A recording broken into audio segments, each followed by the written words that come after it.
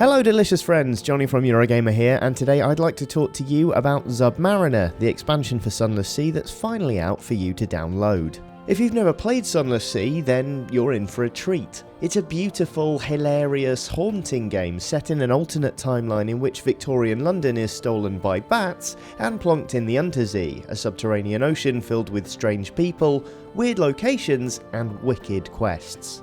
You play as an Untersee captain trying to make your way in the world and fulfill a chosen ambition, and to be honest, your captain will almost certainly die along the way. So will your second, and your third, and so on. It's tough, I'm not gonna lie, but it's a joy to play. Anyway, the new Zubmariner DLC allows you to go beneath the Untersee, delving into the murky depths to find all new locations and terrifying new beasties. And this being Sunless Sea, it makes the game considerably more perilous, though it also makes things a lot more exciting.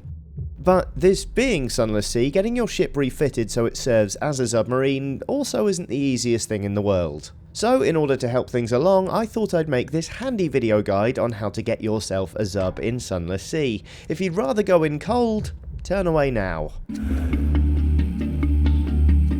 Right, first things first, you're going to find this a lot easier if you're continuing with an existing save in which your Z captain is already well established. In particular, having a bunch of money will really help. Of course, Sunless Sea being what it is, it's highly likely you won't have anything, seeing how your last captain just got eaten by an auroral megalops and your new one has already taken 2 wounds. Well, try not to panic. First, let's show you where you need to go to start the Zubmarine quest, and then we can get into what you need to cover the refit. You start this quest at Port Carnelian, which is to the south of the map and slightly in from the western edge, just about here. There are plenty of ports along the way, so you should be alright getting down there, but do be careful. The waters around Port Carnelian itself play host to some pretty tough enemies, and you'll need to keep your wits about you. Thankfully, once you land at Port Carnelian, the quest to get your Zub will be very obvious, and it'll give you access to the hidden workshop.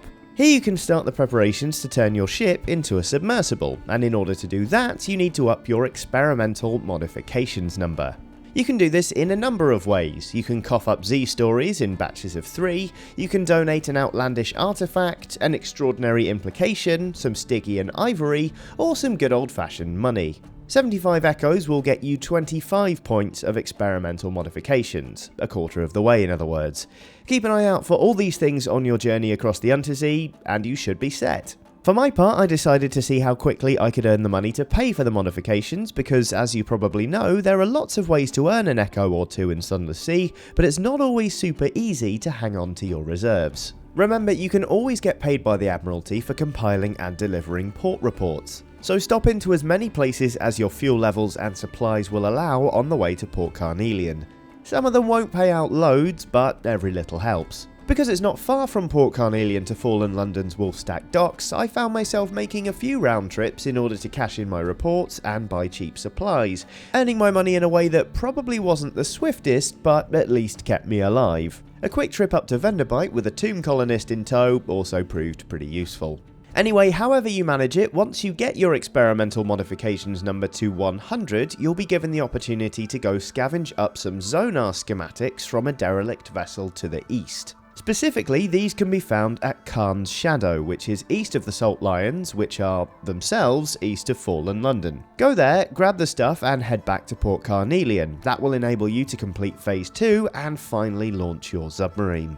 That's assuming you make it back in one piece, of course. On my return trip, I was attacked by some horrible enemies and suffered a fire on board my ship, which was frankly terrifying as I wasn't sure I'd have enough time to play it all through again before making this video. Luckily, the good news is, if you've done this quest once, all your future captains can convert their ships into submersibles without charge, which is fortunate really, because I was so excited to launch my Zub, I forgot to check my fuel levels and very quickly ran out. So now my captain is screwed. Now hopefully all that should help, but really the best advice I can offer you is to be patient. I threw a bunch of captains at earning my Zub in an attempt to find a relatively expedient route and make this guide, and to be honest, I easily overreached with a couple of them and fully paid the price. Ultimately, it's better to earn your Zubmarine a bit later on and start out your adventures under the Untersee in a stronger position than it is to get close to completing the quest and die because you got overly ambitious. Believe me, I learnt that one the hard way. Anyway, that's all from me for now, but if you liked this video, here are a bunch more for you to look at. Giving this one a thumbs up and maybe becoming a subscriber would be lovely if you're into it, but if not, there's honestly no pressure. Thanks for watching and have a lovely day.